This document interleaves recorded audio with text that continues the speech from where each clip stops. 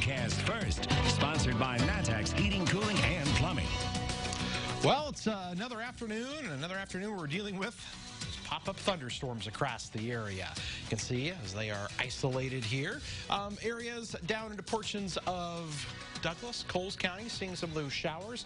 Into Macon County and also Christian County, a few of those showers as well. You can see the area here, heading into Edgar County as well, finding a few of those showers and storms down near the Marshall area. Temperatures.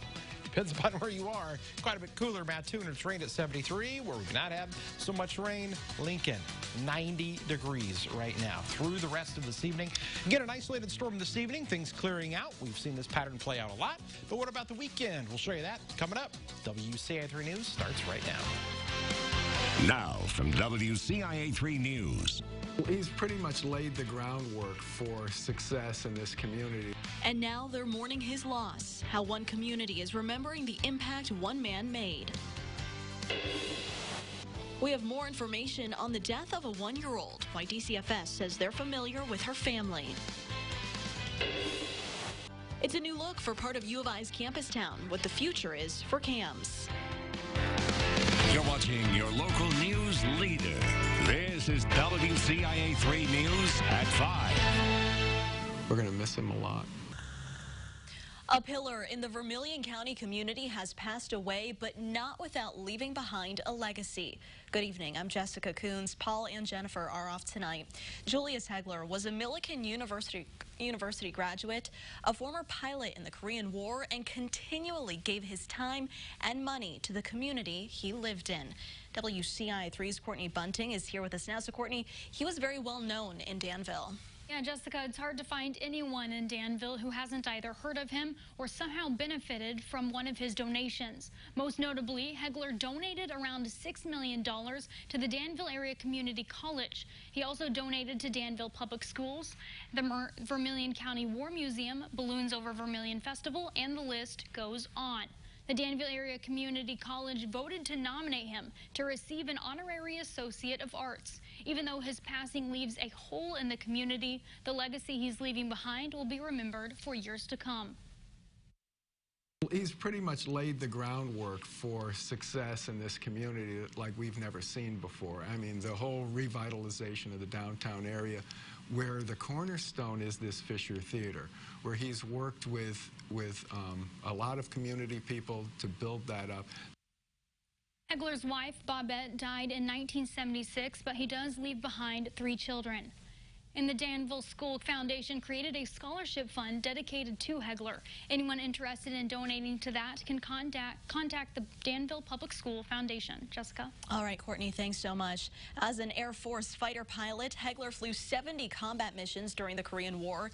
He was awarded the Distinguished Flying Cross. That's given to any officer or enlisted member of the United States Armed Forces who distinguishes himself by heroism or extraordinary achievement while participating in an aerial flight.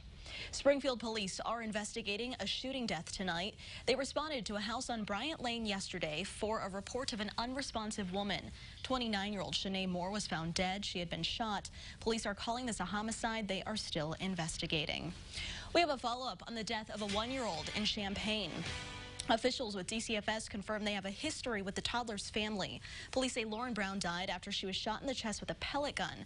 Police have said they are investigating, but preliminary evidence suggests it was a tragic accident. DCFS says they had 3 visits with the family since 2017. They did not have specifics on the cases. The coroner confirms an inquest may be held at a later date. A child was sent to the hospital after being hit by a car in Decatur. This happened yesterday on Jasper between Wood Street and Lakeshore Drive. Police say the 9-year-old was walking with his family before running ahead into the street. He was taken to the hospital, is expected to be okay. Police say the 38-year-old woman driving will not face charges. A Macon County man is charged with DUI after driving into a tree, utility pole, a building, and a parked camper. It happened last night on Route 48 in Severling in Blue Mound. Police say a Pontiac Grand Prix was headed north on 48 when it ran off the side of the road. Zachary Dion is facing several charges, including aggravated DUI. A passenger was seriously hurt. They were airlifted to the hospital. No word on their condition. A lawsuit has been filed against a former Danville teacher. Chelsea Robinson was fired last August for having a sexual relationship with a 17-year-old student. The Vermilion County State's Attorney's Office says Robinson is now charged with criminal sexual assault. Those charges say that someone in a position of trust, authority, or supervision over the victim committed an act of sexual penetration with the victim between June 1st, 2018 and August 13th, 2018. Robinson is not in custody right now. No one was hurt after a house fire last night in Gibson City. It happened on North Wood Street between East 10th and 11th. The fire chief says he thinks it started because of an electrical problem in the garage. The fire spread into the attic and basement of the house. No one was home at the time. The Champaign Fire Department has new technology to help them fight fires and better serve you. They now have a drone.